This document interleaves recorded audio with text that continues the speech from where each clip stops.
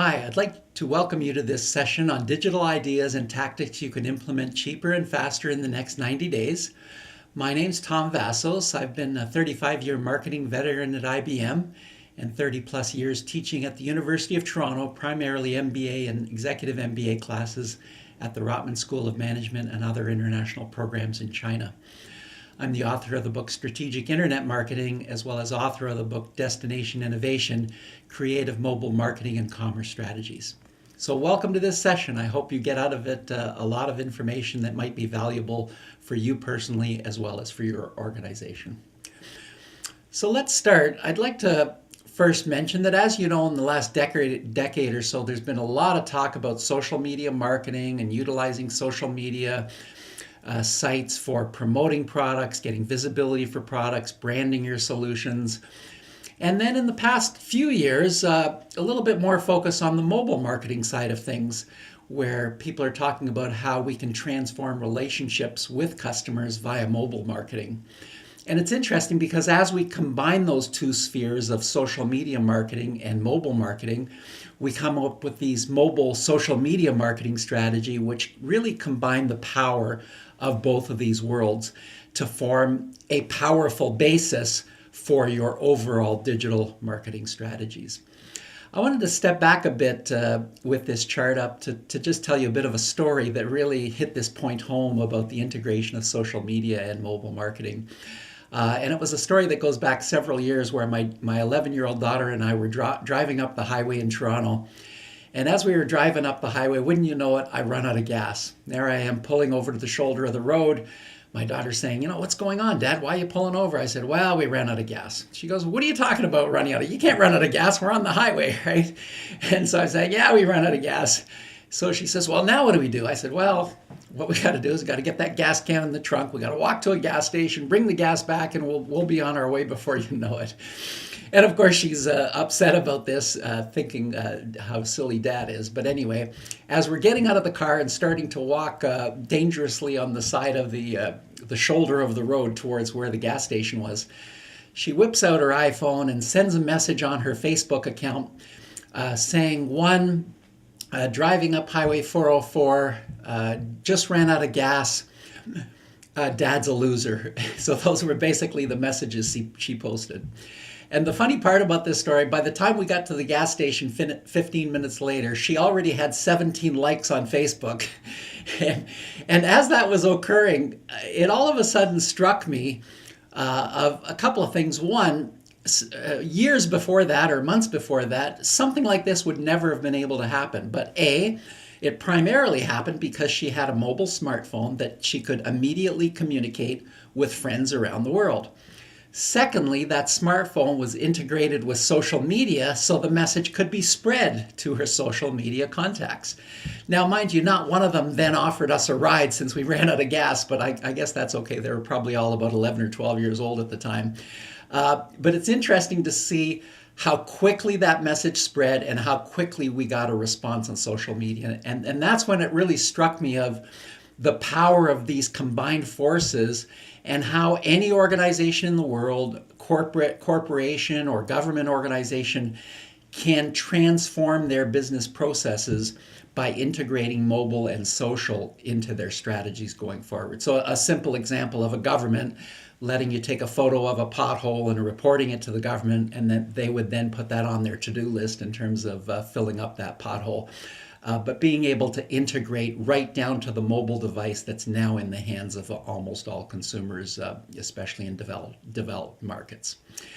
So with that story, let's move forward and talk about, mostly we're going to focus on the mobile side of things during this presentation. And of course, one of the main reasons is we have really seen in the last several years how mobile has been used to transform entire industries. Simple examples like Uber coming in and taking over a good portion of taxi fares with shared riding services around the world. And so it becomes powerful just because of the amount of mobile devices that are now in the hands of consumers. So the number of mobile accounts, the interesting thing that happened several months ago was the planet has reached what's called the mobile moment, which is the number of mobile subscriptions that there now is on the planet has actually surpassed the population of the planet. So we're into the billions. And now, as we come into the year of 2016, having about 2.5 billion smartphones shipped every year.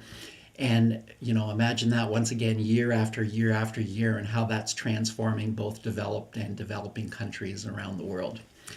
And what are the people doing with all these smartphones? Well, they're downloading apps that they're using for all kinds of things, from banking to ordering taxis to doing whatever they want as they're on the road.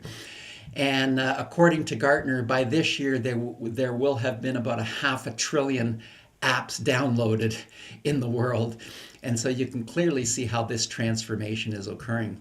You can even see it with just one single company, Apple, and how the acceleration of their innovations into the marketplace have rapidly been accepted year over year. A lot of people don't realize for example, their first iPod took actually about a year to generate 1 million sales. But when they came out with their first iPhone, it only took them 2.5 months to make their first 1 million sales. But as you know, as they've been selling more and more iPhones, now when they launch a new model like the iPhone 6, they literally were selling a couple of million phones within the first day or two.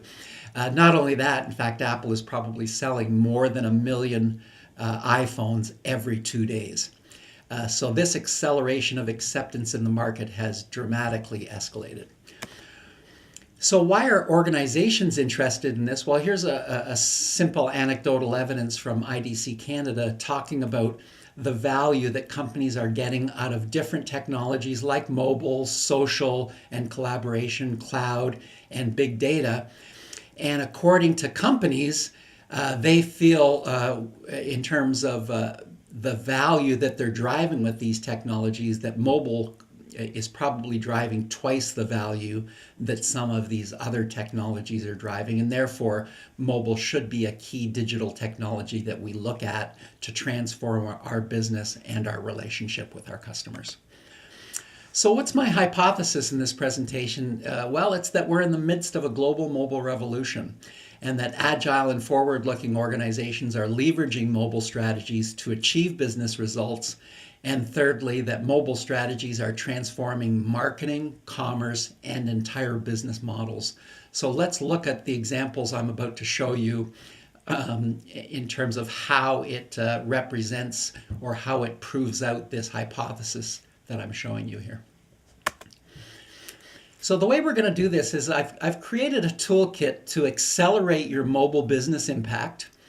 And I think it's a pretty good framework that any organization can use to decide on a really solid and sound strategy for moving forward.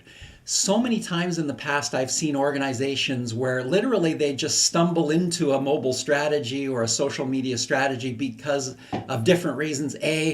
An executive has read something and has a bias towards something and saying, hey, why aren't we doing this? And then all of a sudden that becomes the core to the mobile strategy going forward, or copying competitors and what they've done with their mobile strategies. But by using this framework, what I'm hoping you will be able to do is really proceed down the path of a really solid strategy that makes sense rather than taking one by default and one that may not make the most sense. So really it's a 4-step process, and this is really just like a toolkit that anyone can use. And like any construction job, you don't use all your tools in the toolkit. You just use the hammer and the saw and the nails or whatever you need for that particular job. But for another job, you need a whole different set of tools.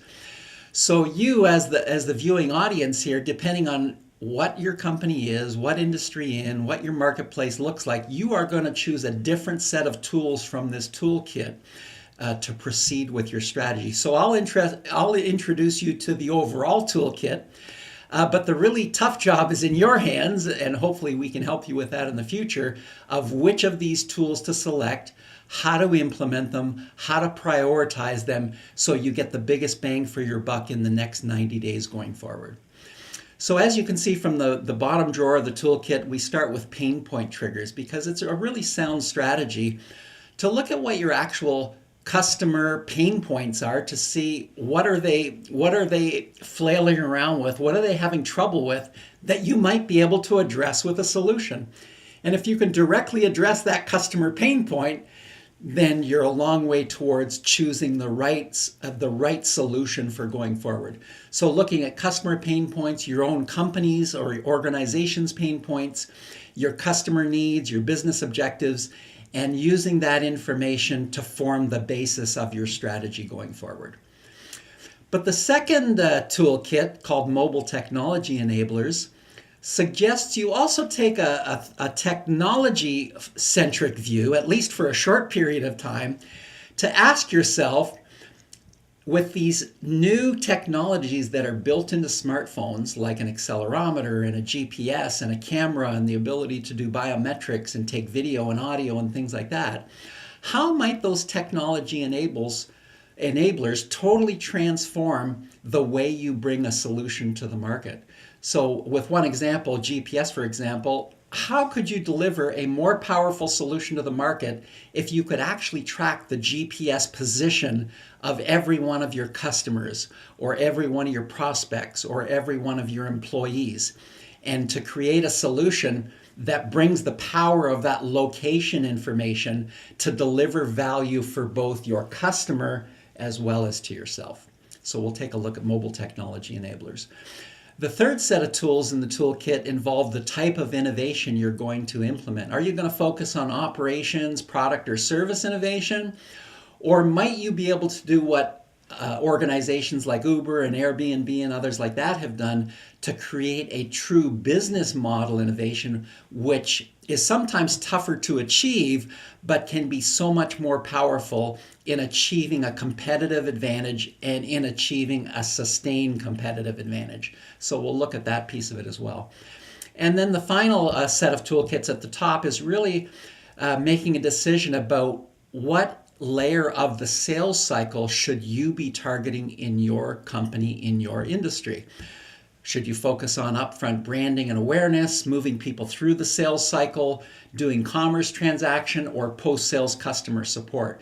And of course, as you can imagine, depending on your product, the price of it, the amount of technical and customer support that's required around it, will determine which of these layers of the sales cycle is the sweet spot for your organization to start with. So think about how you could use it in each of those areas, but then think about how you would prioritize it to achieve an area of the sales cycle that makes most sense for your organization.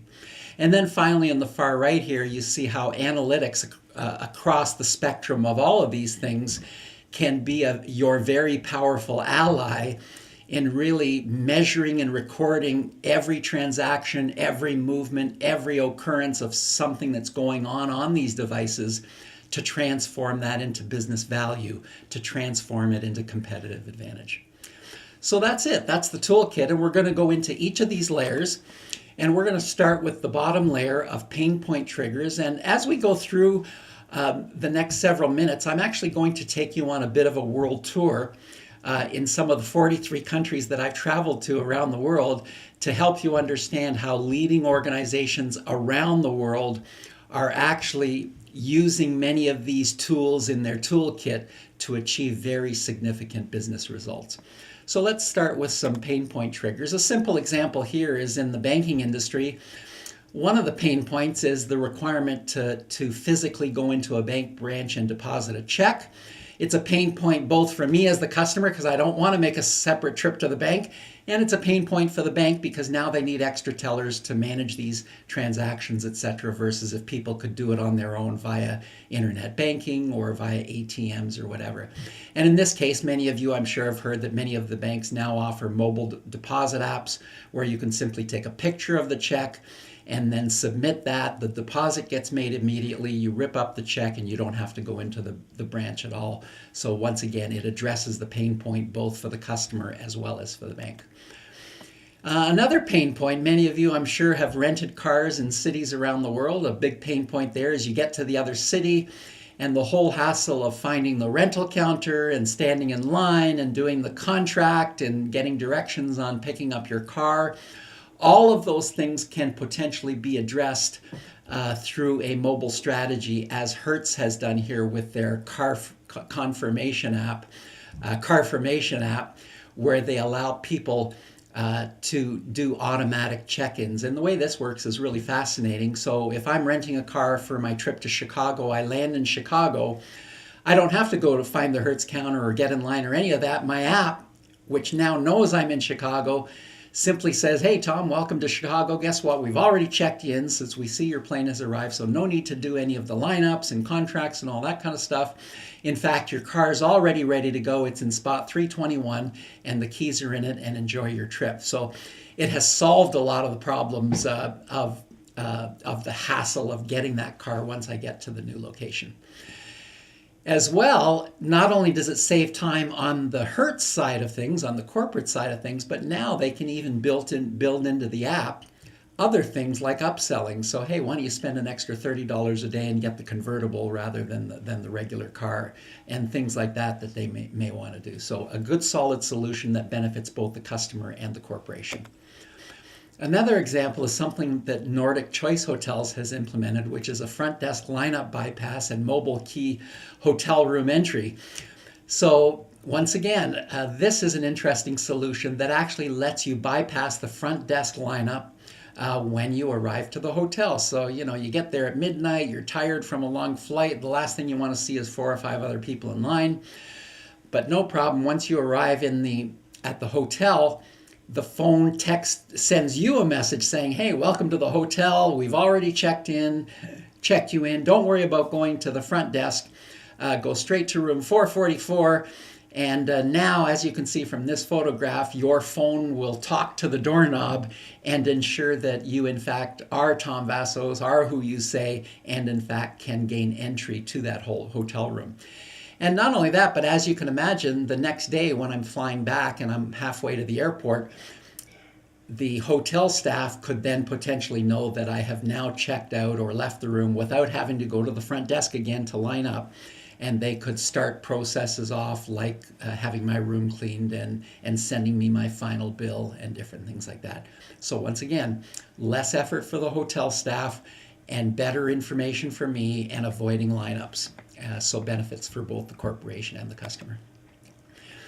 So when we do these workshops in person, and hopefully you can join us for some of the workshops that we will be doing in person, either in groups with other companies or individually within your own organization, is we then go through a very specific workshop to determine if you have already implemented a mobile solution that has addressed your customers' past pain points.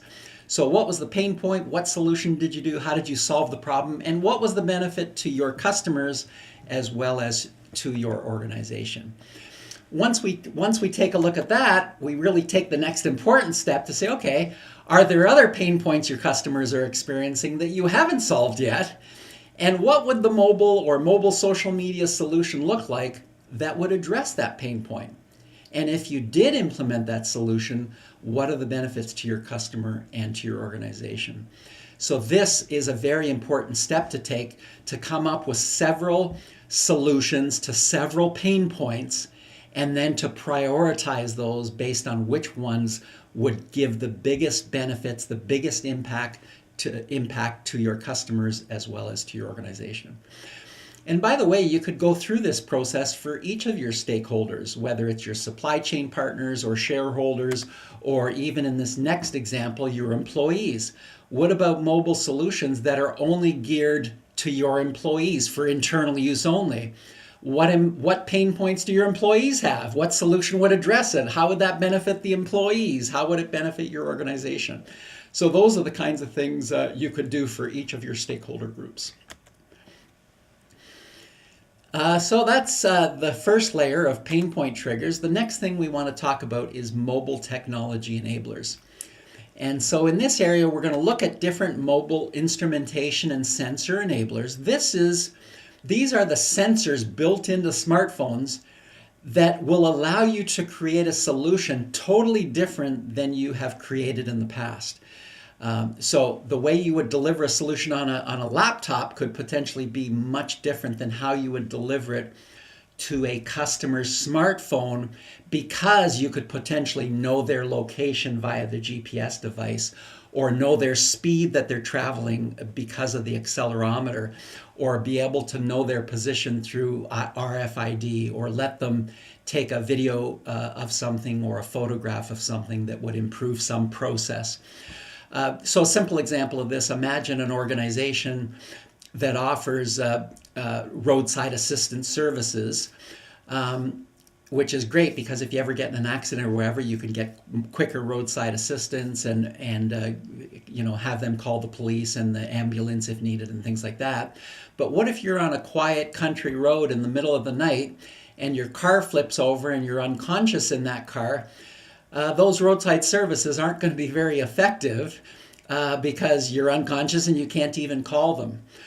But now imagine a roadside assistance company that has an app with a built-in accelerometer that can actually determine that, oh, you were going 60 miles an hour and all of a sudden now you're going 0 miles an hour within a 2-second span or whatever. Therefore, they know you've been in an accident, and therefore they can call the police, the ambulance, your family members, whatever, even while you're unconscious. So it literally could raise the level of service being delivered to a customer as a direct result of what these sensors enable us to do.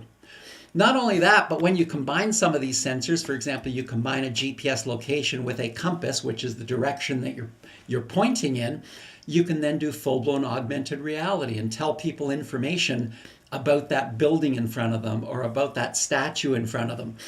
So there's all kinds of augmented reality apps that could be added. From a camera standpoint, now that we have a camera, we could do facial recognition. We can scan a QR code that will instantly read some information or play a video for a customer or various things like that. So as you can see, these can be very powerful. So some simple examples of sensors and things like that. And these don't have to be just in smartphones, but they can be part of what's called the Internet of Things, where we put these sensors in anything. This is a simple example of something called Tile, which is the ultimate key finder, because you can put one of them on your keys and in your wallet and on your car or on your bicycle. And it can then determine the location of that item that you might frequently lose. So now that, let's say I've misplaced my keys somewhere, because it might have certain things built into it, like RFID or Bluetooth capability or things like that, we can instantly get information to know that, oh, those keys we left upstairs in the bedroom, and now we can go there and retrieve them quickly. The other interesting thing of some of these technologies, maybe I've lost my phone, and some of these key finder type devices even have a button on them you can push, which will then find your phone. So now your phone is lost in the basement, so you can go find that. So this is a simple example of how sensors could work to solve a real pain point that someone might be experiencing. I thought I'd just give you another example, just a simple example of alarm clocks, to really open up your eyes to how sensors and instrumentation can totally transform how we do things. So if you look at this display here, you see this is probably 70 or 80 years worth of evolution of the alarm clock, from the one on the left to the one on the right. And after 80 years of innovation, what did we really achieve with that new alarm clock? I mean, there wasn't much. We got woken up to music rather than a loud clanging noise, etc. But we also had things like a snooze button that, hey, we don't have to wake up right away. We can just keep hitting that snooze button and sleep a little bit longer. So features like that, and like I said, it took us 70 or 80 years to come up with these innovations. And as you know, the snooze button isn't always your friend, especially if you have trouble waking up in the morning. So what might these innovations look like in a year or two using mobile technologies? So let's start with some fun examples of apps on your phone that actually force you to answer math questions before the alarm will turn off, or before the alarm will turn off, or before you're allowed to push some kind of snooze button, you have to put a puzzle together. or morning routine, you actually have to walk out of your bedroom and take a picture of something like your coffee pot or whatever it is, and only then will your alarm turn off. So it's actually forcing you to do things that literally will wake you up, like the spin me alarm clock, that you literally have to stand up, stand out of bed, rotate 3 times, and unless you do that, it won't turn off. Or in the case of wake and shake, you literally have to shake it vigorously for, let's say, 30 seconds, and only then will it wake up. And hopefully by that time, you've actually have woken up and you're off and running. Another example is on the left here, called Better Me, is integration with social media. Imagine an alarm clock that was actually smart enough that every time you hit the snooze button or slept in, it actually posted a message on your social media Twitter account saying, darn it, I slept in again. And now your friends could all phone you or encourage you or tweet back to you or whatever to encourage you to wake up. So that's a funny example of integration with social media. Or even another one called Jawbone, which actually takes measurements like, let's say, your heart rate or your blood pressure or different things like that would feed information into the app to allow it to make more sense. In this case, imagine if it was able to do something like, rather than you telling it to wake you up at 7 a.m., it would actually allow you to tell it, okay, wake me up anytime between 7 and 7:20 or 6:50 and 7:10, whatever. But only wake me up when I'm at the perfect stage of my REM sleep cycle so that I can wake up as refreshed as possible, rather than in the middle of a cycle, which will not allow me to wake up as well as I could. And some of these applications even have integration into other apps. So app-to-app communications with things like, imagine if it was connected to a traffic application where there was a snowstorm last night that just added 30 minutes to your travel commute time, and that the alarm clock app is actually smart enough to wake you up at 6:30 instead of 7 in the morning, and you didn't even have any idea there was going to be a snowstorm last night. So very powerful ways to improve the level of service that's provided to the end user. And the last example, time is money. This is an example of entirely new business models. This is a bit of a funny one. Imagine setting up an account on an app, an alarm clock app, where let's say you set it up with $50, but every time you use the snooze button, it costs you $5, right? And that $5 goes to that company that has set up this app. I think you'd be less likely to hit that snooze button 4 times if you knew you were actually going to be losing money. And a funny example tied to this one of losing money is this other device that can actually connect to your phone and the alarm clock app, where you put money in it the night before, and if you sleep in, it can actually shred that $100 bill or $10 bill that you have put in the device the night before. I think that's really going to wake you up before you lose too much money. Let's look at another example, something called the Defender, which is a personal protection device. Actually, an app that allows you to be safer when you're traveling alone. So imagine a young lady, walking home from a late university class one night. And part of this app is connected to this device, which actually has pepper spray in it. And if this person is attacked, the person can point this pepper spray device, which does several things. One, it sprays pepper spray at the intruder. Secondly, it takes a picture of them. Thirdly, it determines the GPS location of that person. Fourthly, it can instantly send a message to police or family members saying they are being attacked. So it actually utilizes multiple sensors in the device to provide a much higher level of security for that young person walking home than if they were just to scream or whatever they would have done in the past. So very powerful way to integrate those sensors into producing a device that provides a much higher level of safety and security for the person using the device. And there's other personal protection devices on the market that take other approaches. For example, the one on the left here, Circle of Six, that actually lets you integrate with social media or your close circle of 6 friends, let's say your roommate or your mother or father or whatever. And that person could then actually be able to track your position on the road as you are traveling home, as you can see on the right-hand side of the chart here.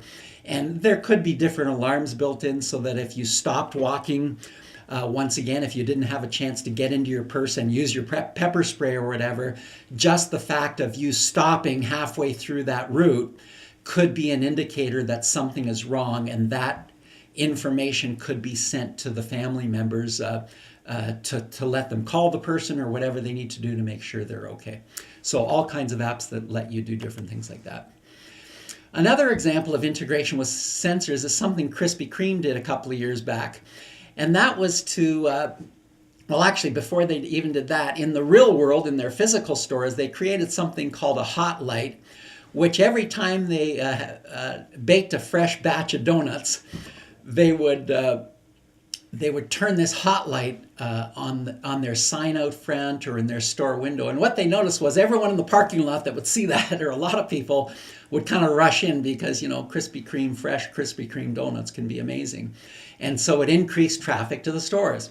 Well, they then went one step further a couple of years ago and actually created the Hot Light app, which every time the fresh donuts were baked, you would actually get an alert to your smartphone telling you that those fresh donuts were now ready. Now, as you can imagine, if you got 20 or 30 of those alerts every day, you'd probably get pretty annoyed. Either that or you would gain 10 or 20 pounds. But they made the app even smarter so that they wouldn't send you 10 or 20 alerts every day. They would only send you an alert when you were within, let's say, a 5 or 6 block radius of that particular store that just baked those fresh donuts.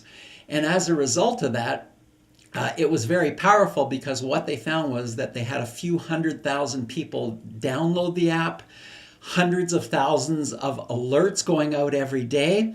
And as they implemented the rollout of that app, they measured an impact of about an increase in same-store sales of about 4.8%.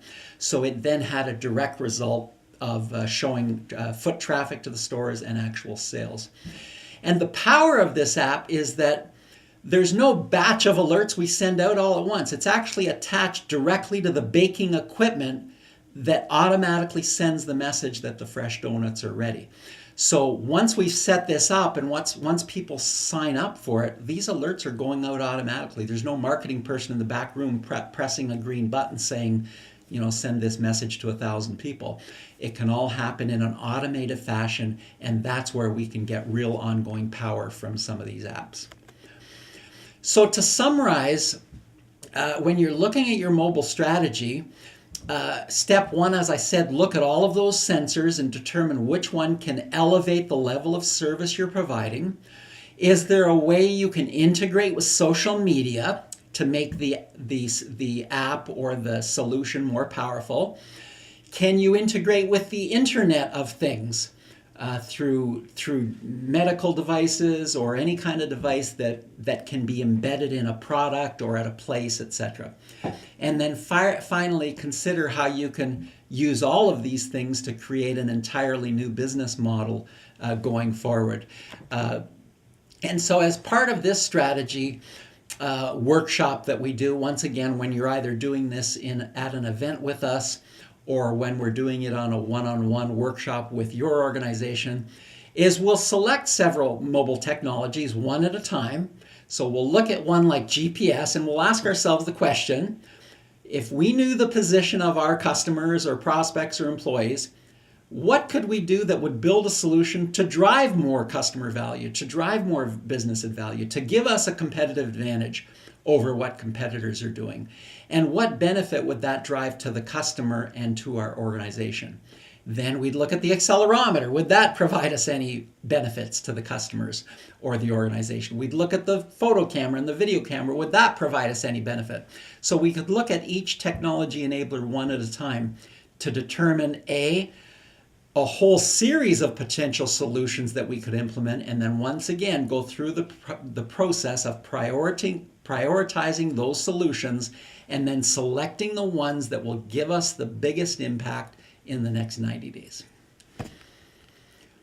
Okay, back to our toolkit. We're now on to the area of looking beyond operations and service and product innovation to a more full-blown business model innovation, as in the case with rental car companies like Zipcar, which created a whole new business model, as many of you I'm sure are familiar.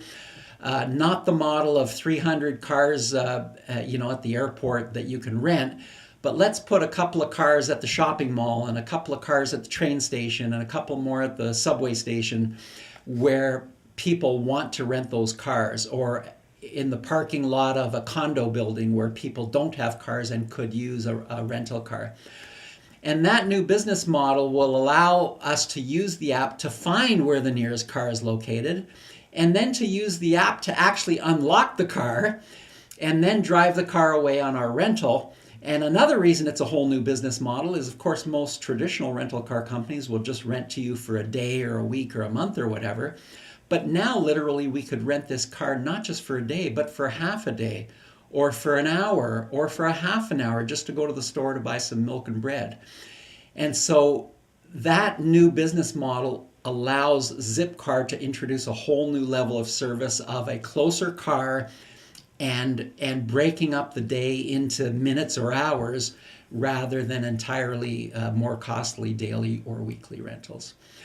Or how about changing the business model altogether? There's a car rental company in San Francisco called GetAround.com that actually lets users rent cars to each other. And so on my next trip to San Francisco, I could, for example, rent this Mini Cooper for $6 an hour, or get this Tesla Roadster for $50 an hour, and I'm off and running. And in this case, GetAround doesn't even own any rental cars. So imagine that as a different business model. They don't even own any parking lots because the cars are simply stored in the driveways of the private owners that own these vehicles, and they're spread throughout the city. And here's another interesting twist in terms of business model in the car rental industry called Silver Car. Talk about a simple business model. They only offer one thing, and that is a rental of a silver Audi. Okay? But the reason why their business model is different than all those other rental car companies. As soon as you arrive, they know you've arrived because your app has told them, and they literally will pull that silver Audi right up to the exit door at the terminal. You walk out of the terminal, they hand you the keys, and you're off and running with your rental of a silver Audi. So very simplified but powerful business model for going forward. And everyone, of course, knows the Uber example. Once again, very much driven by people's mobile apps and knowing the position of the car that's coming. So very powerful benefits compared to traditional taxi companies, like knowing how close my car is and being confident it will arrive in 4 minutes. Knowing that I'm not going to be overcharged, knowing that I don't have to have cash on me and the security of someone robbing me, knowing I have cash on me, but all of the payment transaction is handled by the app itself by charging my credit card. Other examples like Airbnb, once again, very powerful, different business models. Airbnb doesn't own any hotels. This is all person-to-person home rentals, condo rentals, etc. And then a simple example, another final alarm clock example where the iCuckoo app, you might use the snooze button on it, but in this case it's a whole new business model for an organization. So you hit the snooze button and guess what? You have just increased your donation to the National Literacy Trust by £1. So this is a charitable organization that has found a new way to allow people to donate to their cause. In this case, it's a donation every time you hit the snooze button. So kind of interesting.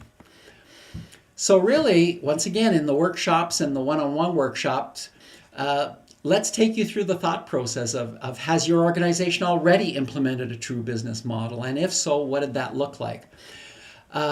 What is your favorite business model innovation in the marketplace. What makes it great for you? How did it make you feel? Why is it better than the old business models of doing business? And then after looking at what some of your favorites are, we then take a close look at potential business model innovations that your organization could implement in the future to, in effect, Uberize your company or Airbnb your company to deliver a whole new level of service by using some of these technologies. So back to the toolkit. We're now on the final set of drawers here, looking at the sales cycle, branding through to customer support. I'll start with just a simple example. This one happens to be a social media example, but a fun one nonetheless. IKEA took an interesting strategy. They posted photos of their showrooms on their Facebook page, and they asked people to tag themselves against any one of these pieces of furniture. So the couch, the coffee table, the chair. And guess what? They encouraged you to do that because they said the first person that tags any one of these items in this photo actually gets it for free. So if I tagged my name to that bookshelf, guess what? IKEA just gave me a brand new free bookshelf because I did that. So why would they give away this entire room full of furniture? Well, of course, because they had tens of thousands of people tagging their names to each of these products. And those tens of thousands of people have hundreds of thousands of friends. So those hundreds of thousands of friends saw that piece of furniture and that living room set on their friend's Facebook page in the feed that comes into their Facebook page. So now you can imagine the hundreds of thousands or millions of impressions that IKEA got as a result of this campaign. And all it really cost them was giving away one room full of furniture. So it can be pretty powerful from a social media and visibility and branding standpoint. So what we do in our workshops to push the limits on the type of innovation is get you to think of not only the type of innovation, service, product, and business model innovation, but now going right down to what part of the sales cycle you think you should be focusing on. And once again, the answer is going to differ for each of you depending on your product, the price of your product, the level of support that's required. But it's important for you to select and prioritize your focus on either branding, selling, commerce, post-sales customer support, patient support if you're a hospital, whatever it is, and create a solution that can drive prospect value, value to your customers, value to your business, and or some type of competitive advantage in the marketplace. So that's it for the toolkit. Hope you found some value in looking at that. As I mentioned earlier, analytics is then another area that you can zero in on to analyze millions of transactions to determine how to serve your customers better, which of your product features or solution features they're using, therefore how might it have benefited them. So all kinds of things you can do in utilizing this overall toolkit. But like I said earlier, I had the easy job of introducing you to this toolkit. The much tougher job that must be done in a workshop within your organization, with your team, or with the help of others, is to critically look at each of these layers and determine which ones will give you the biggest bang for the buck in the next 90 days. So a lot of talk has happened in the past, even last few years, about having a mobile-first marketing strategy in terms of always looking at mobile first rather than approaching people in other ways. And I would suggest to you that a mobile-first marketing strategy is not the right way to go, even though I've just spent the last half hour talking to you about the importance of mobile. But I'm going to suggest mobile-first marketing is not the way to view it. In other words, doing mobile before you do other things. But I would suggest to you much more powerful than mobile-first marketing is an Omni Mobile marketing strategy. What do I mean by Omni Mobile? By Omni Mobile, I mean that mobile becomes a part of every other approach that you're taking. So starting on the right here, a radio ad. It's not just about something someone hears on a radio, but that person has a phone in their hand. So why not ask them to phone you or send you a text message or find the location of your nearest store on their phone? So it's not just the power of radio by itself, but that combined with a smartphone will help me get information, will allow me to call in for more information or to get my question answered, will allow me to find the closest store, and the two combined, the phone and the radio, become much more powerful. The next example of a magazine ad or article, where once again, rather than just being a magazine article or a magazine advertisement about your product, now integrate it with a mobile phone. Imagine being able to scan a QR code. So not only do I see a one-page ad in the magazine, but now I get a 5 or 10 minute video describing all of the features and benefits of your product, why someone should buy it right away, and then a link to place an order. The third one on the Starbucks side, once again, not just a place to sit and drink your coffee at a Starbucks coffee shop, but being able to use your smartphone to load it with money and buy coffee and simplify the commerce transaction. And as you can imagine, a higher and higher percentage of Starbucks coffee sales are happening in an automated fashion through people's smartphones, simplifying the commerce process for the customer. Moving over to a television ad, once again, getting people to not just view your products and features, but maybe voting on something and getting them involved with their smartphone in front of them, or telling them where they can go to buy the product. So the TV ad convinces them to buy it, but then the smartphone enables them to complete the transaction and buy your product. Or even in person, where you arm your sales reps with all the latest information that is then used on the smartphone to guide their customers, provide better product information, better feature advantages over competitors, whatever it is. And then the final fun example up top is integration with billboards. Times Square actually had a billboard that McDonald's put up that was integrated with a smartphone app, where you could actually play a game of Pong on the billboard. You would actually control it from your smartphone, and you would have this fun game of Pong on the billboard while a couple of thousand people in Times Square were watching you play. And the good news is, if you won the game of Pong and beat the billboard, you would then have a message saying, hey, you just won a free ice cream sundae, and McDonald's is a couple of hundred meters down the road this way. And of course, not only would you see that and go over to McDonald's for a free ice cream sundae, but maybe 10 or 20 other people that saw that message would also walk down the road and do the same. So the key message on this chart is it's not about mobile first, but it's potentially integrating mobile with every single other part of your strategy to make it more powerful and more powerful, to provide more benefits to customers, to provide more benefits that are better than competitors, so competitive advantage. And the combination of those channels, channel XYZ as you see here, combined with mobile, can be a very, very powerful combination. So I hope we have proved out our hypothesis today that we are in the midst of a global mobile revolution, and hope you have enjoyed the world tour of examples of how agile and forward-looking organizations are leveraging mobile and actually achieving business results, and how mobile is not only transforming marketing and commerce, but transforming entire business models. So next steps, hopefully you've seen this video. Feel free to contact us to arrange a mobile strategy workshop, which could range anywhere from a half a day to a couple of days. A lot of objectives could be achieved, identifying, addressing the pain points of all of your stakeholders, looking at technology enablers and determining if they can drive value to your customers and to your businesses, and might that drive competitive advantage.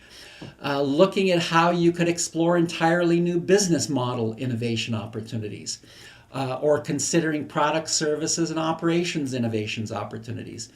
And finally, identifying areas that your organization should focus to do a better job of branding, selling, commerce, and or customer support for your organization and for your customers. So that's it. We hope you have enjoyed this session. We've really tried to show you a toolkit that anyone can use, or a framework that anyone can use to plan a strategy And now I turn it over to you for the tougher part of really taking this base framework and determining how best to apply it in your organization to gain competitive advantage, gain market share, generate more sales, and have a more effective sales force, for example, depending on your organization. So with that, thank you very much. We hope you enjoyed this video series. Feel free to give us your comments below or through other channels, and we'd love to chat with you further on social media. Thanks very much.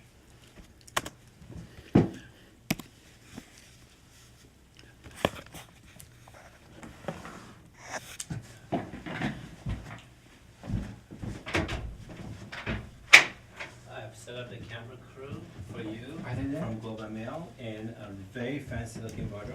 Great. Check is gorgeous. Good. Do you have a pen I can borrow? How long ago did they arrive? 3 minutes. Cool. Here's a pen you can borrow.